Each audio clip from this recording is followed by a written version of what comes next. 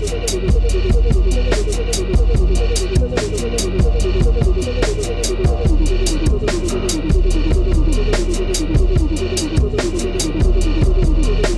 everyone, welcome to the Tiny Room for Elephants happy hour, where we get together every week with Tiny Room for Elephants crew and some of our favorite movers and shakers from the city. Today we have the lovely Emily Carris-Duncan. Yeah, Duncan. Emily Carris-Duncan. You know. Cool. So we're going to do a round robin of interviews just for those of you out there who don't know who we are. Everyone's going to say who they are, and I always love to have a little question. What did you want to be when you grew up? All right. So I'll go first. I'm Yaya. I'm the CEO and co-founder of Tiny Room for Elephants. And growing up, I always thought that I was going to be a teacher. I actually went to college to be a high school English teacher, and I ended up hating student teaching. So I went into events, which is a completely opposite world, but that's what I wanted to be. Eric, you go. Who are you? Hey, I'm Eric Boss, music director for Tiny Room for Elephants, music producer, DJ. I wanted to be, I think like high school, early on, I wanted to be like a sports therapist, or a physical therapist, like sports training stuff. Yeah, I don't know why. I knew I couldn't really play sports, so I'm like, I can help y'all stretch. So cool. All right. Passing it to you, Mike. I'm Mike Greenwich. I'm a videographer for Fox. And I'm also content producer, I guess, or provider, or whatever title they want to give me for the day with Tiny Room. I had no aspirations, and I know that sounds insane, but I mean, I thought I was going to be in the music industry, but I'd never had any talent. And I stumbled into videography, and I've just been there ever since. But I got nervous when you posed the question. I was like, shit, I don't have an answer. You know what, though? I think it's okay. And I think it's okay to let people know that maybe you don't always know, but it's where you end up. And that's all it was, man. I just went whatever the way the wind blew me. And this is where it ended me up, man. And I've been doing videography since '94 for the news. That's what it is. Right. I enjoy what I do, though. I got lucky in that aspect. Exactly. All right, Dame, I'm passing it to you. Oh, shit. I hate introducing myself. I'm Dame. I just realized that I'm not hosting and I can actually drink now, so I'm going to do that.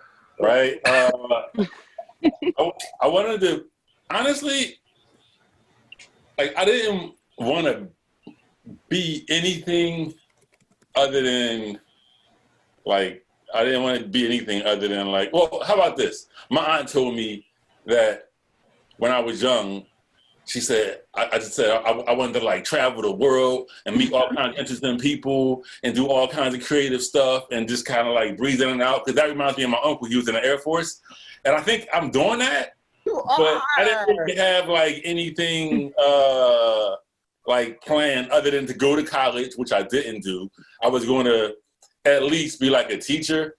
I like history, so I was going to be a teacher, but whatever. Once I actually started working in any capacity in music, whether it be through dance or rapping or producing, it was that kind of is my thing. It's always been my thing, even when I didn't want to do it, but that's kind of my thing. Oh, and I'm the co-founder and creative director of Tiny Room. Right, had that in there. I'm doing what I wanted to do. Okay, Jason. Hey everyone, it's Jason here. I'm the director of content, Tiny Room for Elephants. I'm a musician, producer, all-around creative, videographer, photographer, whatever. And I always wanted to be a musician growing up. You know, my dad was leading the worship band at church, and I was right there strumming the guitar behind him and playing keys and learning bass. And if it wasn't that, I wanted to some kind of science, but you know. Oh, you got the look. Went the music route. Doesn't it? Maybe botany. In college, I wasn't as planty back then, but in college, Some kind of science, maybe. I tried the physics minor on top of the music because with all the acoustics and electronics you do in recording, it's almost, you need a few more classes for a physics minor, but one of those classes is atomic and nuclear physics, and I failed hard in that. So I'm a musician now. Thank God for the bass. That's great. Alex. Hey, I'm Alex, resident guru and butt of the jokes. But I guess when I was a kid, I feel like I always wanted to like own a gallery or like be an art historian or something like that. And then I realized that like people actually design cars and stuff like that. And then I was just like obsessed with like designing, like not like Pin My Ride, but like customizing cars and stuff like that. Thought I'd do that, but here I am. Here you are. It's art still. You're Oh no, not that I'm playing it down, but I just not one to like hang out in the garage all year and it's cold and shit like that. Right, the less glamorous side. No Fuji sweaters in the garage, bro. Right, yeah, like like I would just be like ripped like dragway t-shirts and stuff like that all the time, which is not my thing. Thank you, Alex. And now we have our special guest, Emily. Who are you? And what did you want to be when you grew up?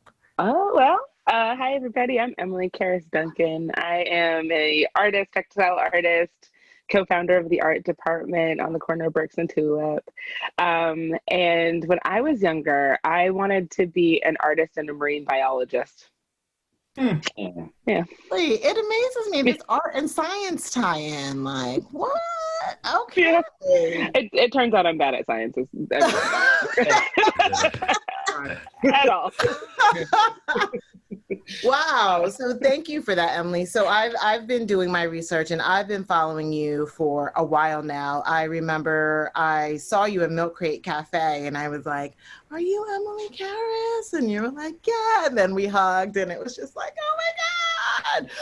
Because I've been following you because I feel like you are one of these true creatives. You dabble in photography, this textile and fiber art, which for those out there that don't know everything that it encompasses, but apparently it's not just yarn bombing. Like you're into like dyeing and embroidery, which I'm excited to get into, and DJing as well, right? So you're this Emily of all trades. I don't want to say Jill because you're Emily. And I know when we go into Mike's segment, which is Over a Drink, he's going to dig into a lot of stuff, but I just kind of wanted to kick it off because in my research, I found out that you go by DJ Shala.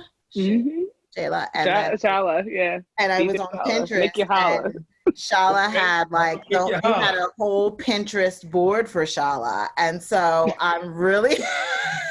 Oh yeah, she's got like a whole identity. It's very She's got a whole identity. So I'm curious about Shala. I'm curious about what inspired you to even get into DJing. And if you could just tell us more about that side of yourself, that would be great. Oh, sure. Well, I grew up as like as a music head. My mom's super into music and raised me on the good stuff. And and I also started playing trumpet as a kid really early. So like music's always been in there. But honestly, the DJing came from Corey. Corey, my husband, got me into it. He was like, you should try this. And I was like, I don't understand what this is. Well, I'm going to say I was on your wedding registry and you guys had some turntables on there. I was like, this is cool. Yeah, a lot of our wedding registry was like DJ equipment. Yeah, it was really great. And it's honestly like it's been so fun because I realize like when I think about music, especially growing up in like the 90s and hip hop, like, you know, you start to think in like little snippets and you think in that way. So I was always thinking about how I could like chop and screw, how could I like mix things together and stuff. I still am like learning all of those skills and I'm excited to learn more of them, but it's giving me more of an outlet to kind of like translate how I experience music, you know? Yes, yes. Well, I'm excited to hear more about you. And Mike, he's going to help us out here. We're going to kick it over to him for his segment, which is Over a Drink. And he's going to sip and chat with you. So kicking it to you, Mike.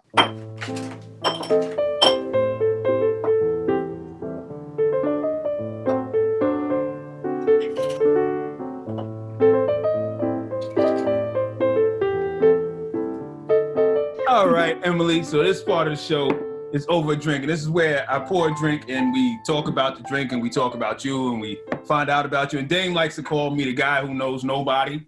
And honestly, Emily, I don't know you. So that being said, this is the part where all the people like me get to find out who's Emily Carris, right? So first of all, here's my drink. Duncan. Well, her thing. I'm reading what it says on her thing. No, and it's I left out the Duncan. There is Duncan in there. That's it's my bad. Boom. That's my first mistake. That's my first mistake. I'll own it.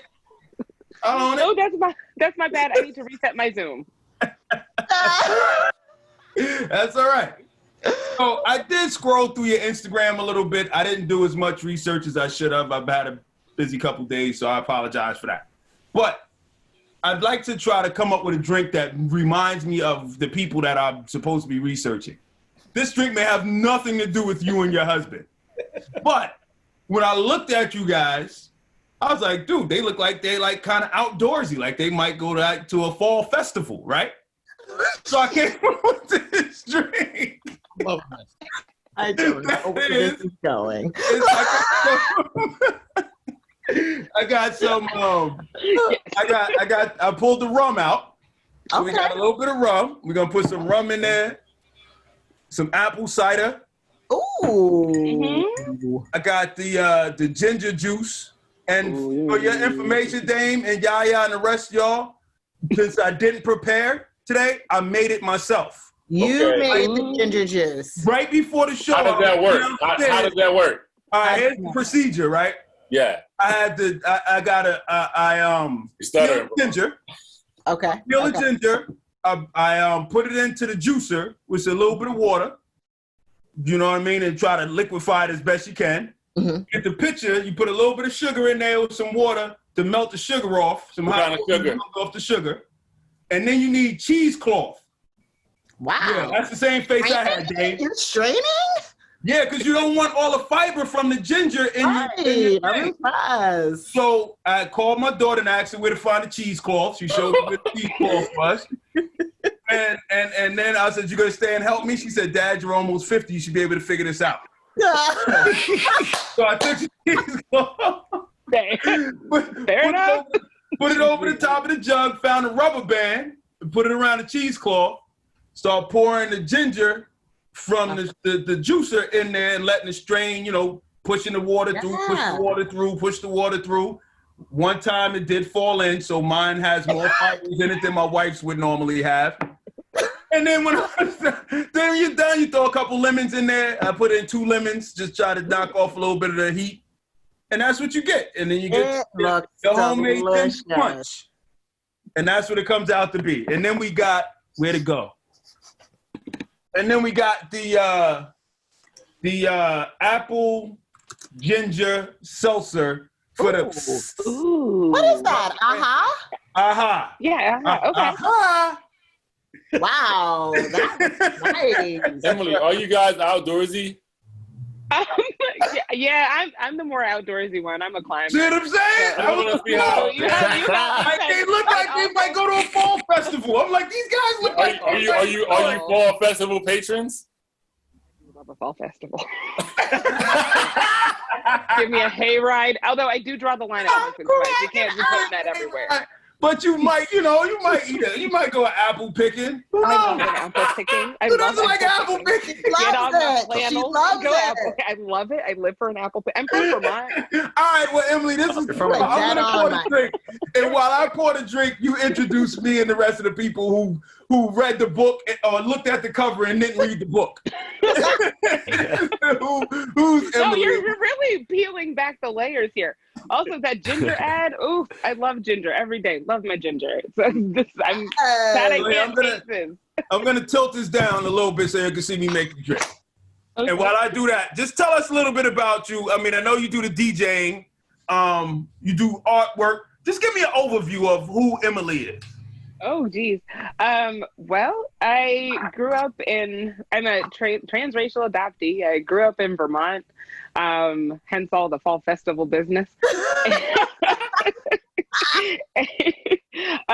Yeah, and I'm a lifelong artist, and that's like really kind of the bulk of what I'm about. Like Yaya was saying, I started out as a photographer, so I was a darkroom kid and did a lot of that for many years, and then kind of moved into more textile arts, like beyond just knitting and crocheting, but into embroidery. And most of my practice is taken up by doing a lot of natural dyeing.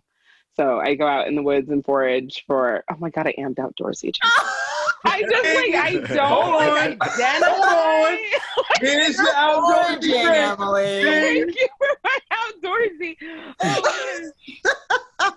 Just saying, guys. I just like resisted that for so long. I'm like not, I feel like my outdoorsy cred is like not actually that big because I'm not a mountain hiker or anything, but I do like going out and foraging for nuts and berries and rocks. The word foraging, and it's something you actually do. Yeah. That sounds outdoorsy to me. Yeah. Can't really forage in the house. Yeah, no, you gotta get out. So what do you call that drink, Mike? I don't know what to call it, Dame. You know, I keep coming up with these drinks, and I just find what's in the house and try to make something. And then actually, my thought was, I was trying to transition into some fall stuff. You know what I mean? Most of my stuff was summery because when we started this, it was still nice out.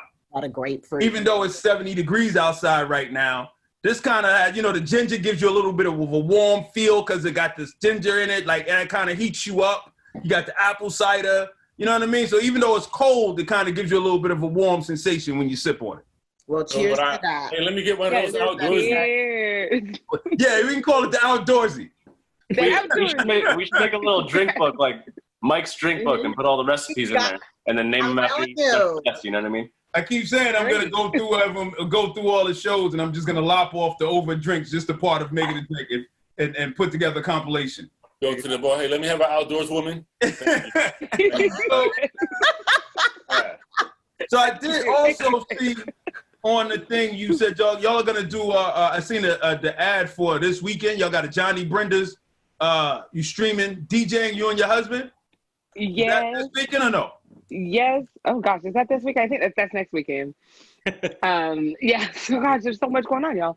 But yes, we're gonna be streaming live from there. And we've done that a couple of times. It's been really fun to act like you're out at a bar again. I miss it. Listen, I love, just from scrolling through your Instagram, the energy you and your husband have together. Thank you. I don't know if it's real or fake. Y'all might just be doing it. No, it's really real. It looks genuine. It looks genuine. Yeah, if you kept the camera running on us, it's just like all fun and games and jokes and foolishness. He keeps me laughing. He definitely keeps me laughing. We have a really good time together. That's what's up. I seen you had one video I caught y'all were dancing together. I was like, yo, look at these two, man. How cool is that, man? I might go dance with my wife just because I looked at y'all dancing. I don't want you to outshine me. Oh, that's great. Yes. Should be doing that. Go dance with you. I know I should be doing that. I mean, makes all that fresh juice and we all got that. me and my wife got a lot of years in Yaya, so sometimes we try to act like we don't know. Who you be dancing with then? Yeah. Yo, why are you trying to start trouble, E? I don't think that's what he's getting at. Yeah, thank you.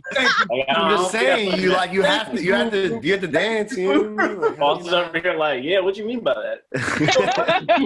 Do you have a current project you're working on now? Yeah, so we're actually in the process of moving the art department up to Vermont. It's leaving? Well, no. Now, want to make it very clear. Philly is home. Philly is home. So no, it's not that we're leaving. We're gonna still be in town for DJ gigs and meetups and teaching and that sort of thing. But we want to start a retreat center for folks like us to go relax and chill. In Vermont, where they have a lot of woods. Yeah, in Vermont, where they have a lot of woods. Y'all didn't know who you were until I told you. Yeah, no, you really did. And I'm like, you got to own this identity. Let's go get the Patagonia. Hey, I'm looking at him right now. Be this guy. Give me a brief overview of the art department. What is it? Why did you start it? The art department, I started it with my buddy Kit in 2013. We started it because we were young artists who felt very alienated from the art scene at large. It was, when you walked into a gallery, it was like cold and sterile, and everybody was all up their own whatevers about things. So we wanted to create a space where folks could come and gather and feel comfortable and feel themselves and be themselves. And also for like folks that were kind of coming up or finding their lift off, still having a place where they can come and experiment and play. So it evolved over the years from just a gallery to being a workshop space and then retail space. 3 years ago, we became a collective, and we had about 6 members that came in. We started a vintage shop. We're running as a vintage shop out of there, and hosting shows. So we ended up hosting a lot more live shows and performances over the last few years. And I guess basically with COVID and all, like over the course of that and taking stock of what we've been doing, I was starting to really realize all of us were getting burnt out and needing space to rest. And then also recognizing all the artists that we work with, everybody needs just like a space to rest. And especially for artists of color, being able to have that space not be one where you have to, go in and have to like fillet yourself and say, this is all of the things and all of whatever. You can just kind of go in and just do what you need to do. So that's where we've ended up now. Yeah. And I mean, like, how long has it been running, the art department? We just entered our 7th year. Yeah, 7th year. And I'm gonna check out after this question, but just the joy that you get, man, after seeing your thing that you started, just to give yourself a place, and then to see how you helped all these other artists that have come through in that space that you created. I appreciate that. Thank you. I think I get lost often in like how big the need is, it feels like a drop in the bucket. And every day I wake up being like, you're not doing enough. Like this isn't helping enough people. Cause especially like I see it all the time, particularly with artists of color, really needing that with the mental health care piece of it too, like needing that space of freedom, both in the city and outside the city too. But I thank you, Mike. I really do. I do appreciate it. And I hope I'm able to help people out as much as folks have been helping me out too. Well, it's been a pleasure. I've enjoyed knowing you and meeting you just in these few minutes. Shame on me for not knowing you sooner. Likewise, Mike, I feel horrible for not knowing you and all your amazingness. Doesn't matter. I'm just joking. You got talents. I'm just here. But no, you got talent. You got the embroidery, the music, the foraging, what else, Mike?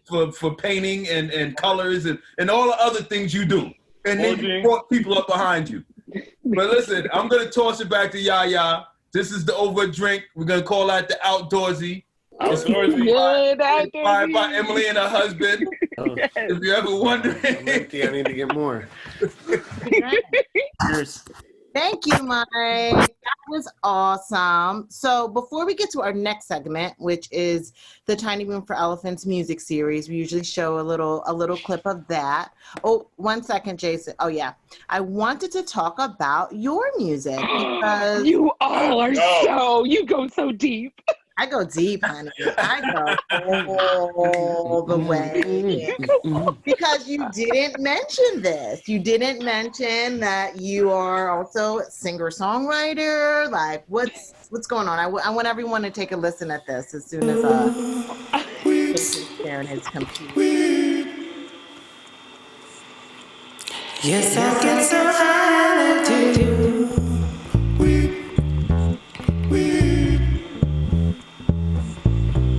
Yes, I get so high to do.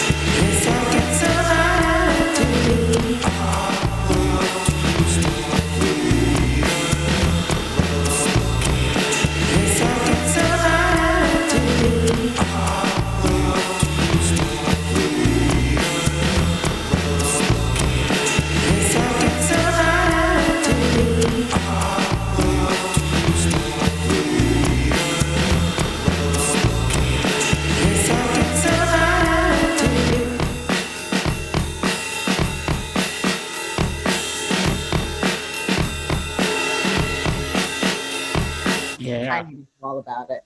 I like it. I need to know 2 thumbs up. all about it. I mean, tell me the inspiration, what, tell me everything. Well, I will say, man, being married to Corey is real interesting because he pulls out, like, I am such a reluctant creative. After I went to grad school, I stopped making artwork for like 7 years. Oh, wow. Yeah, it was a real traumatic experience. It was awful. It was just awful. So he like kind of came on the scene and started pulling all this creativity out of me. And then he's like, oh, you can sing. Oh, you like, let me. And I've always wanted to explore that more in my life and didn't really have room or space for it. And luckily being with a musician makes more room and space for it. So yeah, we've been playing around with, we're in a band. Weird Love is a band. Weird Love is a band. Okay. Yeah, Weird Love is kind of our creative identity together, and it spans a lot of things. And so we started writing music together, and I'm learning how to play the bass. And What? yeah. Oh my gosh. When I Google you, so much comes up. I mean, you really, stuff from Brooklyn and showing in New York, photography. So I kind of really had to like cull through some things like, wait a minute, like she's all of this. And I kind of got a sense that you were super humble. So I wanted to pull some stuff out. We want to share with you some of our music from our music series, Tiny Room for Elephants music series. And that's where we work with up and coming artists and we bring them into the Roots studio and allow them to work with Dame and have the benefits of our content team here, Jason, Mike, and also working with Eric Boss, and also a world-renowned engineer, John Smeltz. So a lot of these folks have never even been in a studio before. So we get really excited, like you say, like we stay up at night wondering like if we're doing enough. So this is just one of our gives backs, and we would love to share a clip with you. Oh, I'm so excited. I've had an organizational crush on y'all for a very long time. So I love all the things that y'all are doing. You're just like keeping the beat in Philly for sure. Oh, thank you so much. Jason, I'll let you go ahead and do any intro you have and cue it up as well. So this episode was with the band Trap Rabbit. Emily, have you ever heard of them? I've not. No, I'm excited to hear. Oh, okay. Yeah, they're a Philly duo. It's a drummer and a keyboardist, and they play together alone as Trap Rabbit. And they also serve as like a rhythm section for a lot of artists in the city. So I've had the opportunity of recording them as like the rhythm section for a few of the artists I work with. But so they can play many different kinds of genres. Their thing is improvisational and kind of jazzy, but also like has some real deep hip hop grooves, which you'll hear in this one. So they're pretty versatile. And personally, like just seeing these old ones, I really miss the music series. Just being able to get together and capture some music. So it's nostalgic of the before times, of course. But also, I've done a lot of studio work with Arjun and Logan, the two members of Trap Rabbit. So it makes me think back to being in the studios with those guys. So yeah, I just have a little clip here. What I remember most about this thing is that how improvisational it really was. This first track that I'm going to play a clip of is something that they were recording, but the second track they played that day, they just launched into something and kind of jammed for 6 minutes, Because I heard it, I was like, it sounds dirty as shit, but I like it. The first one we called Mannequin, yeah, that's just what we had a rehearsal space that had a headless and legless mannequin, so it looked like this, Really? and it was really weird. It was so weird, and it was in a lot of our videos too. We took a lot of videos in there, and it was really special to us. We're rolling whenever you guys are ready. Just run into a wall. We'll do it. All right, it's on the downbeat. On the one? Yeah, I guess so. Yeah. Great. All right. I'm gonna start. Go. I'm gonna start go. That's the best count on 5 or I'm gonna start go.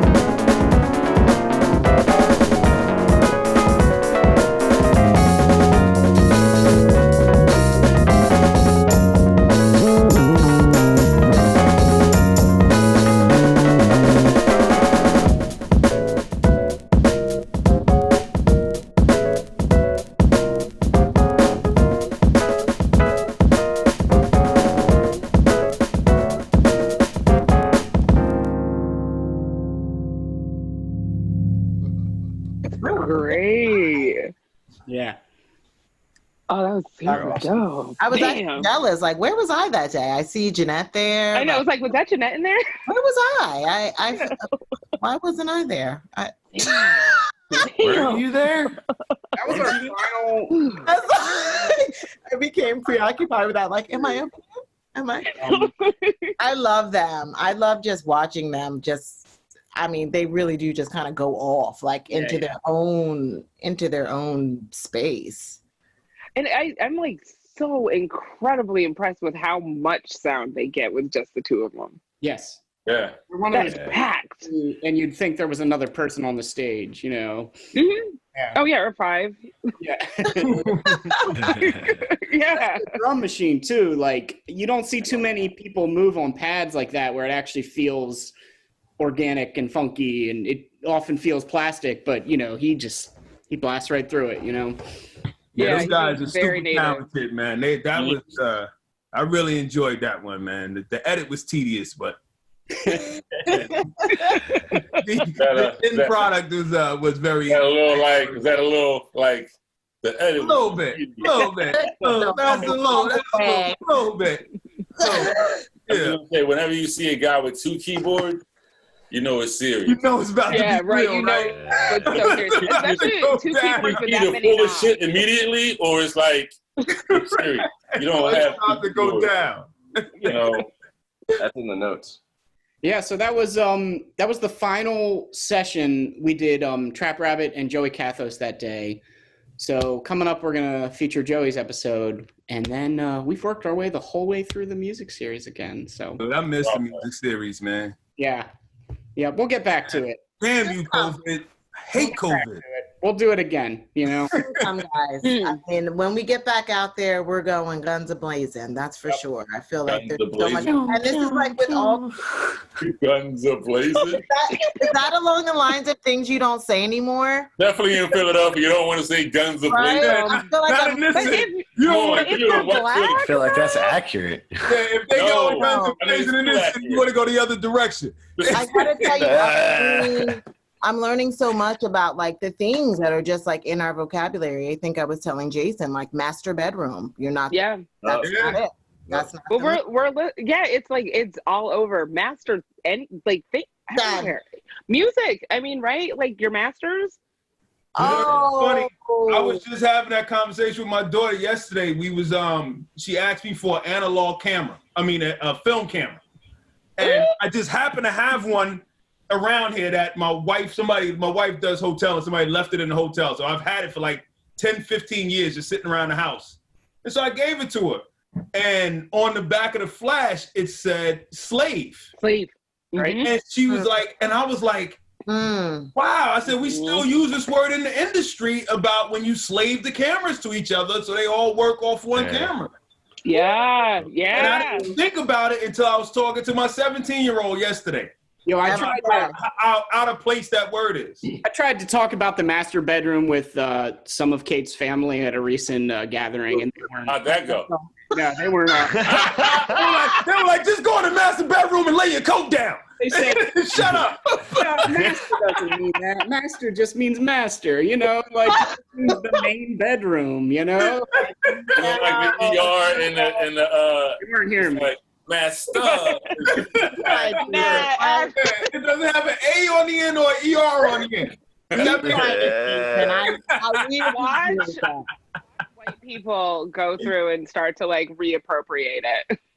Like we can call each other master. Right, not that. Well, thank you, Jason, for sharing the music series. As always, can't wait to see what's to come. I wanted to ask one question to you, Emily, about how you're saying you're just recently like coming out of your musical shell, right? So how does now this music, how does it influence your artwork, or does it? This is a good question.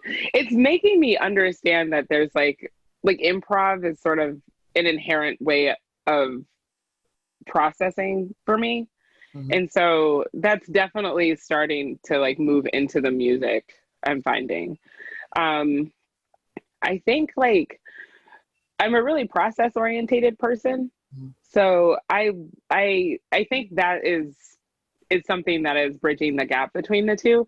And I'm trying to understand how music is actually like influencing the work I make, because I'll listen to music in the studio and there are times when like I'll be working on stuff and Corey is playing in the house at the same time.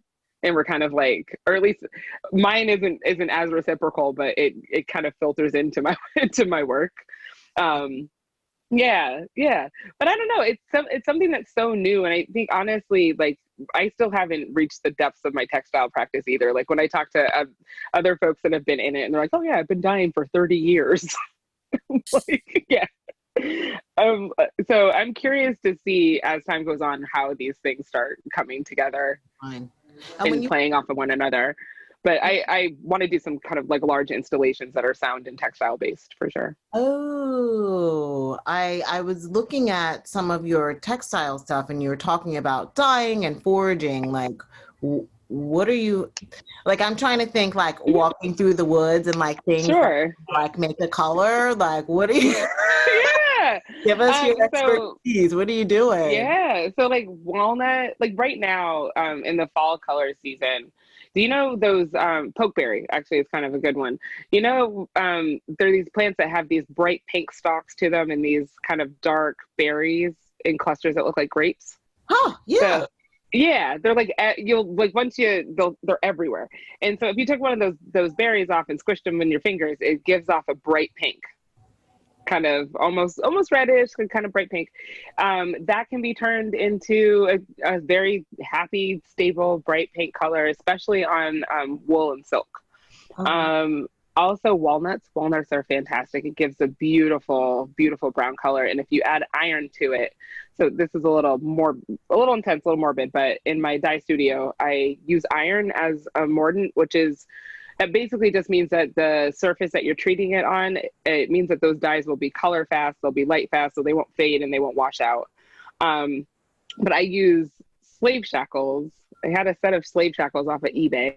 Wow. Apparently you can just do that. And I put them in a slave shackles? Like I did. Wow. I did. I Googled slave shackles for sale. Yeah. Woo. And found them, popped right up. No problem. It popped up on eBay. They were like $250. And so I put them in a $2.50 or $250. $250. Yeah. But even still, though, for a piece of history, I'm like, right. Seems a little cheap. There's probably a small group of people who wants to buy them. You know, well, that's the thing. Yeah. I mean, and also like, admittedly, I am a person who bought them, but like, I do. I know that people are always buying them for my purposes, which is to completely degrade them and turn them into an iron solution. So that's what you do. That's beautiful. I love that you did that with them. I love that you did that with them. That's beautiful. And then that history is in the work that you produce. Yeah. That's a lot of the way I work is using history and building dye palettes from the natural world that are reflective of history. And then also just trying to find the places where it's a lot of like trauma based stuff. So like where exactly does our trauma lie in the physical world? Ooh. And turning it around. Yes, honey. It's so weighted. Like, how you talking to? Gee. Yo, hey, like the whole conversation just got so heavy. Like, that's why I'm a horrible person to bring to a party. No. I know you show up with iron slave shackles. Like, where did we end up here? How did we get here? What are you drinking? What are you drinking, Emily? Rosé. Is it a rosé? It's a rosé. I haven't even had my smoker either. So. I'm very impressed. What is this? I'm very impressed with all that information you just shared with us. I'm like, wow, you know, that's official. I like that you put that much thought into your artwork. It's not just like it's more than just like I have this idea, I'm gonna create it. It's like, how can I take some of the trauma and the pain that our people deal with and put that as part of my artwork as well and turn that into something beautiful. Yeah. Yo, thank you, man. Hey, thank you, Yaya. Who suggested her? Jason! Thank you, First Jason. of all, Jason, Thank you, Nathan. I remember Jason months ago came into the studio when we were at Cherry Street Pier, and he was like, do you know Emily Carris from Art Department? Like, you guys, like, we all got to link up. Like, he's been, like, pushing this. So that's when I started following her, and then I saw her in the coffee shop, and then now she's on the show. Oh, and you bet when we get this thing up here, y'all are coming up. We're gonna have some Tiny Room for Elephants I time. heard retreat. I heard, yes. I'm all for a trip to Vermont. Yes. I also want to start a retreat in Vermont, so I need. I got lots of questions. All the time anyway. Oh, okay, all right, Eric. By the property, you want to sauna? mega Eric retreat. just came back from Vermont. He's just up there. He goes to Vermont, don't you, Eric? Yeah, I go. Yeah, I go every summer. Yeah, I have family up there. Whereabouts? Y'all Where yet? West Charleston. Oh, I don't know West Charleston. Is that up north? That's like, what's the big lake up there? Willoughby? Lake Will. Oh, Wake Willoughby's up there. Willoughby. Yeah, they're right up there. Nice. Yeah, it's nice up there. I have no idea about like Lake Willoughby. No clue. I'm more southern Vermont. I'm on Lake St. Catherine actually at the moment. Oh, okay. Yeah. You will be repeating. I'm going to dig into my little bowl of questions here. And bingo. I love this part of the show. So this is kind of like a lightning round of questions, Emily. Some of the questions are for the group and for all of us. Some are for you. Every week when we have a guest, all of the folks you see on this screen, they all submit questions that they want to ask. And so for me, this is just the fair way because they're all good. And no fair way, but whatever. For me, it's a fair way. Okay, this one is for you, Emily. This one is, what changes, if any, have you seen in the Philly art scene over the past 5 years? Ooh, honestly, more Black representation, to be real. Yeah, it's a lot more. It's a lot more. It's a lot. Which is great. I'm so grateful.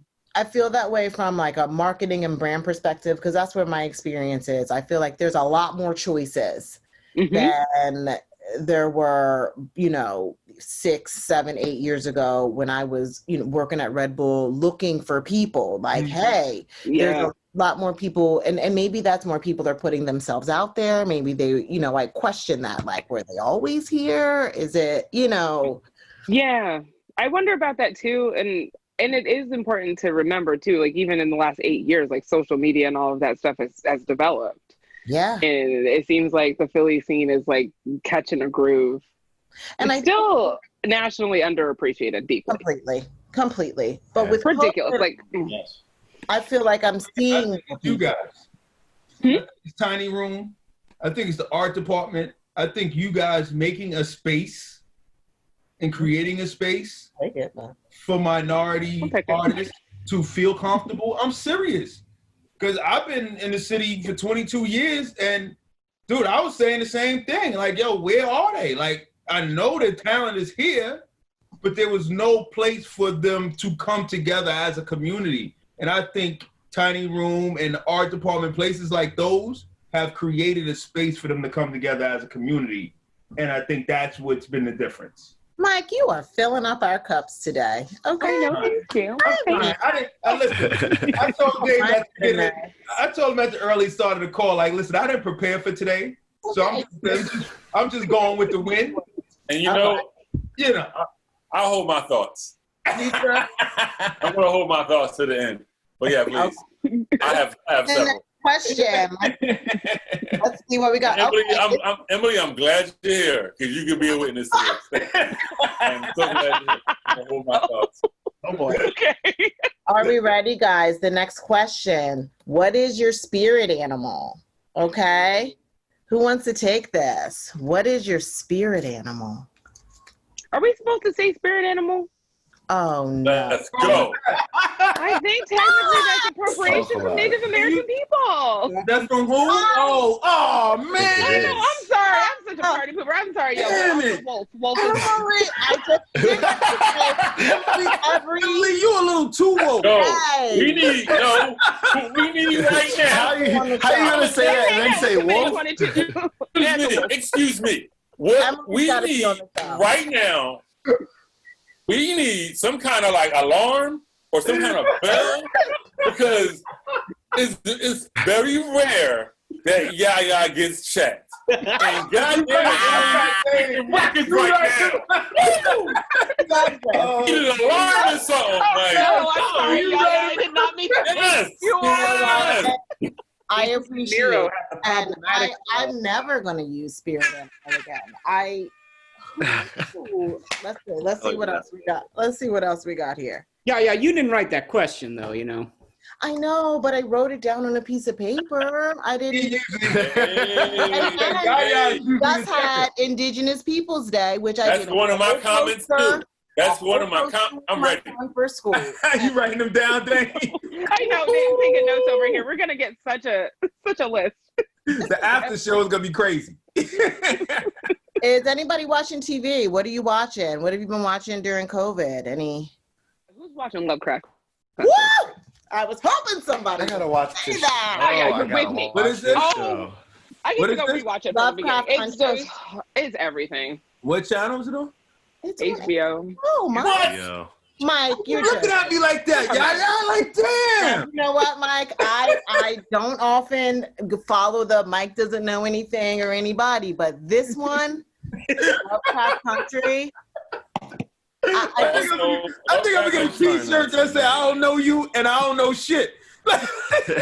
Well, they just had the season finale, so it was probably one of the most amazing, epic season finales. I was on the edge of my seat every show, and it is, it's scary. Like, you can really see the comparisons that he's drawing between us and white people and how we're treated, and he's basically made it into, this epic, I don't want to say it's scary, but it's like a horror story. Representative reality. Lovecraft? All right, I'm looking for Lovecraft Country. Lovecraft Country. Lovecraft. Also, with the same amount of goodness, I have to say Fargo as well. Fargo, yeah, Fargo. Fargo is great. Fargo's so good.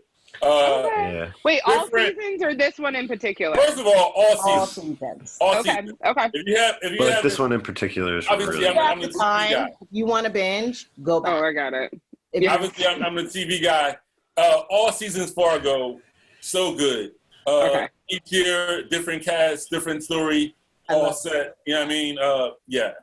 Just as good as the movie every time out. Yeah, my wife's heavy into the Fargo. This year stars Chris Rock. Yes, and he's good. Killing it this year. Yeah. That's she called Guy So Truman. good. Are you serious? The legend. So yeah, it's good stuff. I ain't got my man from who was the joint that he did with Ted Danson? The dude who plays the son of the guy who got shot in the neck. I want to know. Jason Schwartzman. Jason Schwartzman. Oh, Jason Schwartzman. Oh. I like that dude. Yeah. Again, I don't know anybody's name, Dang. What do you want me to tell you? Rushmore. This is a totally random question, not out of the bowl, but more like what I would ask at a real happy hour. Has anybody ever played that 6 Degrees of Kevin Bacon? Yes. Is anybody good at it? No. I've never even heard of it. I mean, I don't play it, but I've heard it played. It's so funny. I'm sorry. I went to a white high school, and they used to always play that. And Oh my gosh! Right, white high school. Seriously, they that played was that a the lot. game. That was the game on the bus for soccer. Yep. I have to That ask was my the kids game, and not. if you didn't know, Oh, yeah, the soccer team, that makes sense. all right.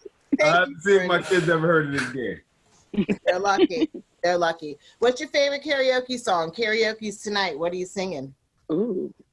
I'm singing "Rhythm of the Night" by El DeBarge. That's a good one. Whoa. That's a good one. That's my song. That is my. I am singing "Since You've Been Gone" by Kelly Clarkson, which I can sing. Ooh. You go off on that one too. Most of the range of Kelly Clarkson and my falsetto, I can do it with a pretty spirited karaoke. I actually want to see this. Okay. Eric Boss, I can see you at karaoke. I'm being serious. Really? Wow. Yeah. Yeah, I'm not the karaoke type. You want to do karaoke? Okay. Mike? Not really. I would go with probably Billy Ocean. What's the joint? Not the backseat joint, the other one. I can't think of the name of it. Caribbean Queen? Caribbean Queen is a good one too. Caribbean Queen, but no, the one we talking Get out of my dreams into my car? No, not that one. The one we talking about going out tonight. A lot of songs. I want to dance. Billy Ocean. See, that you don't even know Billy Ocean. I'm gonna look up the song right now. Go to the next person. I'm gonna tell you what it is. Yo, my friend had a birthday party, like a Zoom birthday party the other night, and then we all did Zoom karaoke together. Like, wait, that's a thing? It was super fun. She had like a specific person running the karaoke to like hand off to each person. It was great. People are making money off of this. Yeah. Wait, so is Zoom moderation like now a job? I don't like know. Professional Zoom moderators? It is a Zoom job. moderators, And that's a also real like thing? the fun bits, like to make these meetings fun. So people are being a karaoke moderator. You've seen the DJs on Zoom that are DJing company-wide meetings on Zoom. Wow. You gotta get it. Like, I'm sorry. What are we doing? Like, I would rather just turn my camera off and like go to the bathroom or do something if I'm Yeah, at I'm with you on that. a meeting. I love that. Like, how are we so adaptable that we have to preserve the awkward office party? Yes. That's what we're gonna save in society is that environment, right? Like, no, that can't go. We have to keep that. Mhm. Gotta make Black people can't get reparations, but we got to keep that. Dame, do you have a karaoke song before I Mine right here. have several. This is mine right here. I'm on fire. It's just begun. I only desire. Just have myself some fun. I got my name. Hey, what's the name of it, though? I'm telling you. What's the name of it, man? It's called Nights. Okay. You know, Mike wants to get the highlight clip, so he's going to be singing a little bit. You know? Oh man, that's what he was. All right, looking for. Dame, go ahead. So I think I have several, but recently I would definitely go with The Strokes At the Door off the new Abnormal record, which you hear.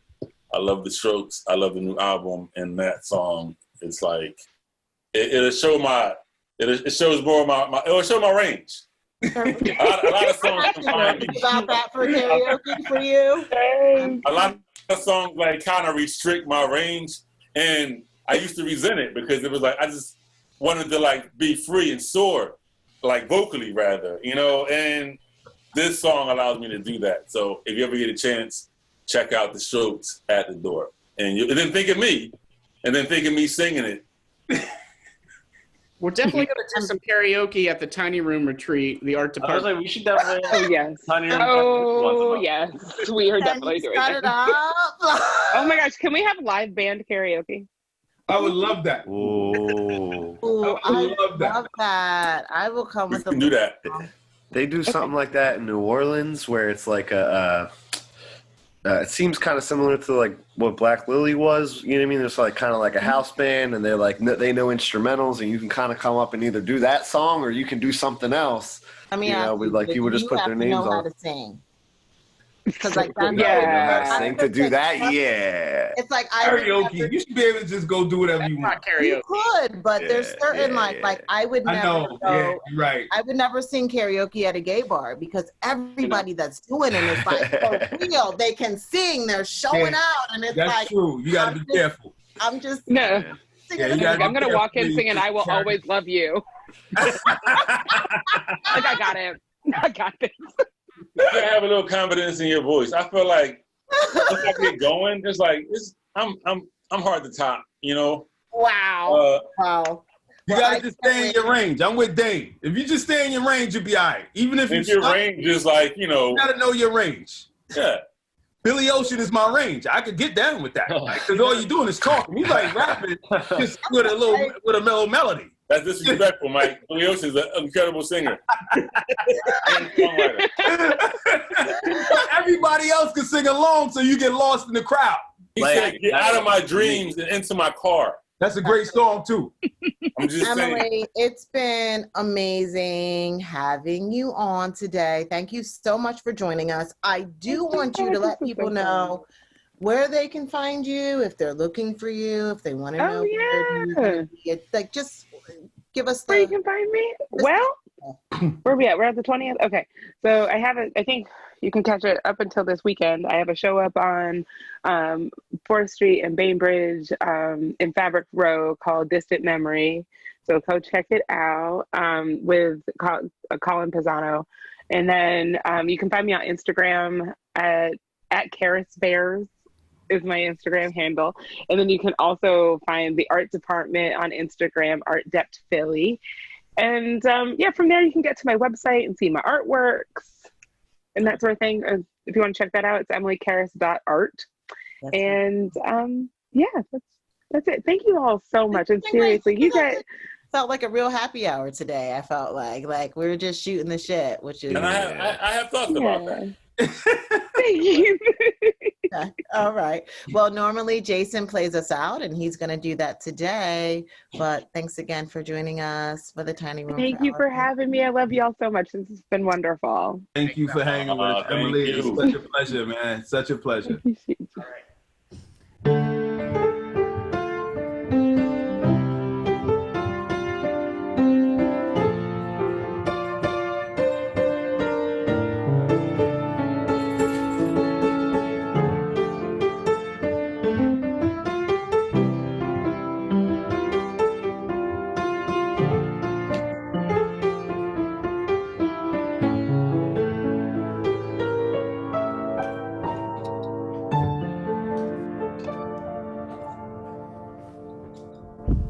Showing off today. I know. Where you call that one, man? Yes. You know, that's the J-Dog Symphony number 9. Woo! You know, when this started, I got like a real book of like R&B tunes. I was like, yeah, I'm going to work my way through the real book and learn all these R&B tunes on piano. And I did a few, but now I'm just kind of making shit up. You just made that up? Yeah. Embracing in a J-Dog. I love it. That's what's up, Jay. Jason, you're awesome. Everybody, thanks again for joining us, and we'll see you next week. Yeah.